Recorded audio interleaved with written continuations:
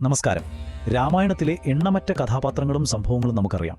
പക്ഷേ ഒരു മഹായുദ്ധം തുടങ്ങാൻ, ഒരു സാമ്രാജ്യം തന്നെ ഇല്ലാതാകാൻ കാരണമായ ആ ഒരൊറ്റ നിമിഷം, ആ തീപ്പൊരിയുടെ കഥയാണ് നമ്മളിന്ന് പരിശോധിക്കാൻ പോകുന്നത്. ചിന്തിച്ചു നോക്കൂ, എങ്ങനെയാണ് അതിശക്തമായ ഒരു സാമ്രാജ്യം തകർന്നടിയുന്നത്? ഒരു യുദ്ധം എങ്ങനെയാണ് തുടങ്ങുന്നത്? നമ്മളെപ്പോഴും വലിയ രാഷ്ട്രീയ കാരണങ്ങളും സൈനിക നീക്കങ്ങളുമൊക്കെയാണ് ഓർക്കുക, അല്ലേ? എന്നാൽ ചിലപ്പോൾ അതിന്റെ തുടക്കം വളരെ ചെറുതായിരിക്കും. ഒരുപക്ഷെ നമ്മൾ ഒട്ടും പ്രതീക്ഷിക്കാത്തൊരിടത്ത് നിന്ന്. അതെ, ചിലപ്പോൾ ഒരു ലോകം തന്നെ മാറിമറിയാൻ ഒരാൾ മതി. ഒരൊറ്റ ദിവസം ഒരു കാട്ടിൽ വെച്ച് നടക്കുന്ന ഒരു ചെറിയ സംഭവം മതി. വ്യക്തിപരമായി തുടങ്ങിയ ഒരു തർക്കം അല്ലെങ്കിൽ ഒരു കൂടിക്കാഴ്ച എങ്ങനെയാണ് ഒരു യുദ്ധമായി മാറിയത്? നമുക്ക് ആഴങ്ങളിലേക്ക് ഒന്നിറങ്ങി ചെല്ലാം. അപ്പോ ആ വലിയ കൊടുങ്കാറ്റിന് തൊട്ടുമുമ്പ് എന്തായിരുന്നു അവസ്ഥ? ശരിക്കും പറഞ്ഞാൽ രണ്ട് വ്യത്യസ്ത ലോകങ്ങൾ ഒരു നേർത്ത നൂൽപാലത്തിൽ എന്ന പോലെ നിലനിൽക്കുകയായിരുന്നു. ആ ഒരു സാഹചര്യത്തിലേക്കാണ് നമ്മൾ ആദ്യം പോകുന്നത്.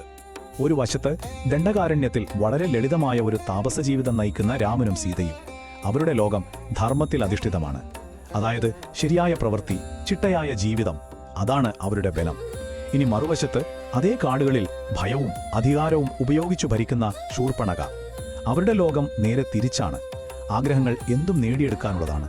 ചോദ്യം ചെയ്യപ്പെടാത്ത അധികാരമാണ് അവരുടെ നിയമം. ഈ രണ്ട് ലോകങ്ങളും തമ്മിലുള്ള അന്തരം വളരെ വലുതായിരുന്നു. അങ്ങനെയിരിക്കെയാണ് ആ നിർണായകമായ കണ്ടുമുട്ടൽ നടക്കുന്നത്. ഈ രണ്ട് ലോകങ്ങളും തമ്മിൽ നേർക്കുനേർ വരുന്ന ആ നിമിഷം കഥയിലെ പ്രധാനികൾ ഇവിടെ കണ്ടുമുട്ടുകയാണ്. അപ്പോ ആരാണ് ഈ ശൂർപ്പണഖ? ആ പേര് കേൾക്കുമ്പോൾ തന്നെ ഒരു ഭീകര രൂപം മനസ്സിൽ വരും, അല്ലേ? പക്ഷേ അതിനുമപ്പുറം അവർ ലങ്കയിലെ ഒരു രാജകുമാരിയാണ്. ചിലരക്കാരിയല്ല, 3 ലോകങ്ങളെയും വിറപ്പിക്കുന്ന രാവണന്റെ സ്വന്തം സഹോദരി. അതുകൊണ്ട് തന്നെ താൻ ആഗ്രഹിക്കുന്നതെന്തും തനിക്ക് കിട്ടുമെന്നൊരു ചിന്തയും അതിനുള്ള അധികാരവും അവർക്കുണ്ടായിരുന്നു. ആ കാട്ടിൽ വെച്ച് ശൂർപ്പണഖ രാമനെ കാണുകയാണ്. എന്താണ് അവർ കാണുന്നത്? ഒരു താപസന്റെ ശാന്തതയും എന്നാൽ ഒരു രാജകുമാരന്റെ പ്രൗഢിയും സൗന്ദര്യവും ഒരുപോലെ ഒത്തുചേർന്നൊരാൾ. ഈ ഒരു കാഴ്ച അത് അവരുടെ ഉള്ളിൽ അതുവരെ ഇല്ലാത്തൊരു മോഹം ജനിപ്പിച്ചു. ഇവിടെ നമ്മൾ കാമം എന്ന വാക്കിന്റെ അർത്ഥം മനസ്സിലാക്കണം. ഇത് വെറുമൊരു ഇഷ്ടമോ ആകർഷണമോ അല്ല, മറിച്ച് അനിയന്ത്രിതമായ തീവ്രമായ ഒരു ആഗ്രഹമാണ്. രാക്ഷസന്മാരുടെ സംസ്കാരത്തിൽ ആഗ്രഹങ്ങൾ യാചിച്ചു നേടേണ്ട ഒന്നല്ല, അത് പിടിച്ചെടുക്കേണ്ടതാണ്, ബലമായി നേടേണ്ടതാണ്. ഈ ഒരു ചിന്തയാണ് ശൂർപ്പണഖയെ മുന്നോട്ട് നയിച്ചത്. അതുകൊണ്ട് തന്നെ അവരുടെ സംസാരത്തിൽ ഒരു മറവുമില്ലായിരുന്നു. വളരെ നേരിട്ട് ഒരു ആജ്ഞ പോലെ അവർ തന്റെ ആഗ്രഹം അറിയിച്ചു: എന്റെ ഭർത്താവാകുക. ഈ വാക്കുകളിൽ അവരുടെ അധികാരഭാവവും സംസ്കാരവും എല്ലാം വ്യക്തമാണ്. ഒരു സാധാരണ സംഭാഷണം പോലെ തുടങ്ങിയ ഈ സംഭവം എങ്ങനെയാണ് കൈവിട്ടുപോയി ഒരു വലിയ അക്രമത്തിൽ അവസാനിക്കുന്നത് എന്ന് നോക്കാം. ഇതാണ് കഥയുടെ ഗതി മാറ്റിയ നിമിഷം. രാമന്റെ മറുപടി ശരിക്കും പറഞ്ഞാൽ ഒരു തമാശയായിരുന്നു. ഒരുപക്ഷെ ഒരു നേരിട്ടുള്ള ഏറ്റുമുട്ടൽ ഒഴിവാക്കാനുള്ള ശ്രമം. തന്നെ സമീപിച്ച ഒരാളെ രാക്ഷസിയാണെങ്കിൽ പോലും നിഷ്കരുണം അപമാനിക്കാൻ അദ്ദേഹം ആഗ്രഹിച്ചില്ല. അതൊരു സാധാരണ ഒഴിഞ്ഞുമാറൽ മാത്രമായിരിക്കാം അദ്ദേഹം ഉദ്ദേശിച്ചത്. പക്ഷേ ആ തമാശ ശൂർപ്പണഖയ്ക്ക് എങ്ങനെയാണ് അനുഭവപ്പെട്ടത്? ഒന്ന് ആലോചിച്ചു നോക്കൂ. ലങ്കയിലെ രാജകുമാരിയായ തന്നെ ആവശ്യമില്ലാത്തൊരു വസ്തുവിനെ പോലെ ഒരാൾ മറ്റൊരാൾക്ക് കൈമാറുന്നു. അത് അവരുടെ അഭിമാനത്തിനേറ്റ ഏറ്റവും വലിയ പ്രഹരമായിരുന്നു. ഒരു പരസ്യമായ അപമാനം. ലക്ഷ്മണൻ, രാമൻ തുടങ്ങിയ തമാശ അതേപോലെ തുടർന്നു. പക്ഷേ അദ്ദേഹത്തിന്റെ വാക്കുകൾക്ക് കുറച്ചുകൂടി മൂർച്ചയുണ്ടായിരുന്നു. ഒരു ദാസന്റെ ഭാര്യയാകണോ എന്ന ചോദ്യം കൂടി വന്നപ്പോൾ അത് എരിതീയിൽ എണ്ണ ഒഴിച്ചതുപോലെയായി. ശൂർപ്പണഖയുടെ മോഹം അവിടെ പൂർണ്ണമായും അടങ്ങാത്തൊരു പ്രതികാരമായി മാറി.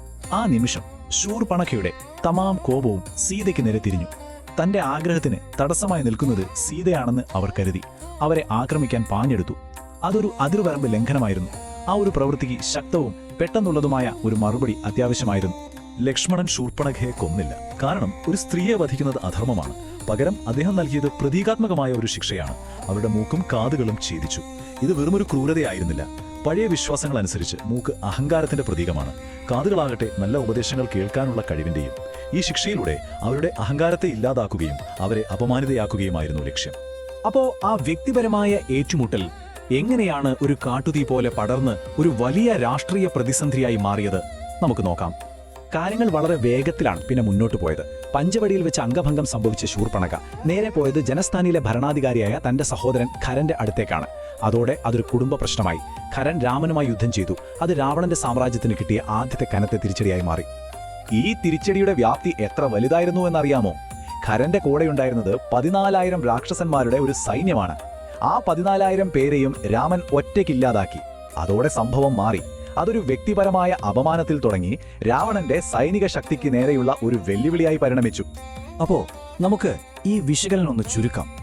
എന്തുകൊണ്ടാണ് ഈ ഒരൊറ്റ സംഭവം, ഈ ഒരു കൂടിക്കാഴ്ച ഇത്രയും ഭീകരമായ പ്രത്യാഘാതങ്ങൾ ഉണ്ടാക്കിയത്? എന്തായിരുന്നു അതിന്റെ യഥാർത്ഥ കാരണങ്ങൾ? ഇതിന് പല തലങ്ങളുണ്ട്. ഒന്നാമതായി ശൂർപ്പണഖയുടെ അനിയന്ത്രിതമായ ആഗ്രഹം തന്നെ. രണ്ടാമതായി രണ്ട് സംസ്കാരങ്ങൾ തമ്മിലുള്ള വലിയ വ്യത്യാസം. ഒന്ന് ധർമ്മത്തിൽ വിശ്വസിക്കുന്നു, മറ്റൊന്ന് അധികാരത്തിൽ. മൂന്നാമതായി ശൂർപ്പണഖയ്ക്കുണ്ടായ അപമാനം വെറുമൊരു വ്യക്തിപരമായ അപമാനമായിരുന്നില്ല. അത് രാവണന്റെ അധികാരത്തിനേറ്റ ഒരു വെല്ലുവിളിയായി മാറി. ഒരു പക്ഷേ ഇതിനെല്ലാം അപ്പുറം ശൂർപ്പണഖ ആ വലിയ യുദ്ധം തുടങ്ങാനുള്ള ഒരു നിമിത്തം മാത്രമായിരുന്നു എന്നും പറയാം. ഈ ഇതിഹാസ ദുരന്തം നമ്മളെ പഠിപ്പിക്കുന്ന ഒരു പ്രധാന പാഠമുണ്ട്. നമ്മൾ ചെയ്യുന്ന ഒരു പ്രവൃത്തിയും അതെത്ര വ്യക്തിപരമാണെന്ന് നമുക്ക് തോന്നിയാലും അത് അവിടെ ഒതുങ്ങുന്നില്ല. അതിന് നമ്മൾ പ്രതീക്ഷിക്കാത്ത പ്രത്യാഘാതങ്ങൾ ഉണ്ടാകാം. അപ്പോൾ ഞാൻ ഈ ഒരു ചോദ്യത്തോടെ അവസാനിപ്പിക്കുകയാണ്. ഒരു യുദ്ധത്തിന്റെ തുടക്കം അഹങ്കാരത്തിൽ നിന്നാണെങ്കിൽ, ആ അഭിമാനക്ഷതത്തിൽ നിന്നാണെങ്കിൽ, അതിനെ തടഞ്ഞു നിർത്താൻ മനുഷ്യന് എപ്പോഴെങ്കിലും പൂർണ്ണമായി സാധിക്കുമോ?